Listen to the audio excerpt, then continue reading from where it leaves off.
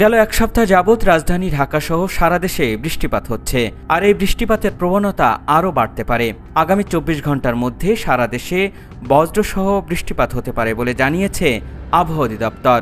এছাড়া ভারতের উত্তর অন্ধ্রপ্রদেশ এবং দক্ষিণ উড়িষ্যা উপকূলের অদূর পশ্চিম মধ্য বঙ্গোপসাগর ও তৎসংলগ্ন উত্তর পশ্চিম বঙ্গোপসাগর এলাকায় একটি লঘুচাপ সৃষ্টি হয়েছে।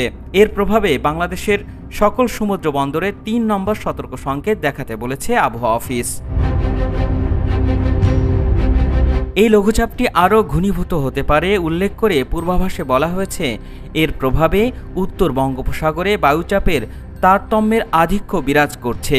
উত্তর বঙ্গোপসাগর, বাংলাদেশের উপকূলীয় এলাকা ও সমুদ্র বন্দরের ওপর দিয়ে দমকা ও ঝোড়ো হাওয়া বয়ে যেতে পারে।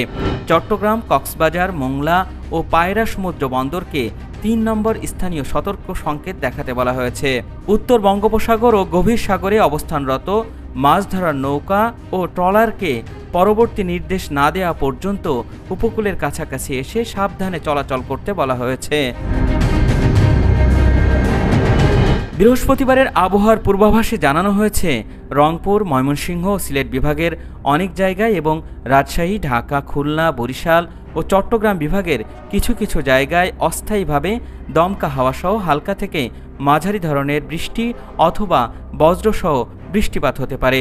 সেই সাথে রংপুর, ময়মনসিংহ ও সিলেট বিভাগের কোথাও কোথাও মাঝারি ধরনের ভারী থেকে ভারী বর্ষণ হতে পারে এবং সারা দেশে দিন এবং রাতের তাপমাত্রা প্রায় অপরিবর্তিত থাকতে পারে। এছাড়া আগামী কয়েকদিনের আবহাওয়ার পূর্বাভাসে বলা হয়েছে, শুক্রবার সন্ধ্যা 6টা থেকে পরবর্তী 24 ঘন্টায় রংপুর, রাজশাহী, ময়মনসিংহ, ঢাকা, চট্টগ্রাম ও সিলেট বিভাগের কিছু কিছু জায়গায় এবং খুলনা ও বরিশাল বিভাগের 2-1 জায়গায় অস্থায়ীভাবে দমকা হাওয়াসহ হালকা থেকে মাঝারি ধরনের বৃষ্টি অথবা বজ্রসহ বৃষ্টিপাত হতে পারে। সেই সাথে সারা দেশের কোথাও কোথাও মাঝারি ধরনের ভারী থেকে ভারী বর্ষণ হতে পারে এবং সারা দেশে দিন এবং রাতের তাপমাত্রা সামান্য বাড়তে পারে।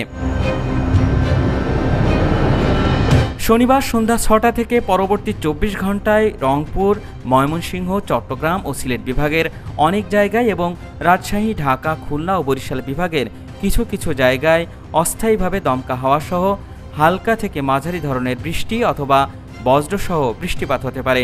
সেই সাথে সারা দেশের কোথাও কোথাও মাঝারি ধরনের ভারী থেকে ভারী বর্ষণ হতে পারে এবং সারা দেশে দিন এবং রাতের তাপমাত্রা প্রায় অপরিবর্তিত থাকতে পারে বলে জানিয়েছে আবহাওয়া অফিস।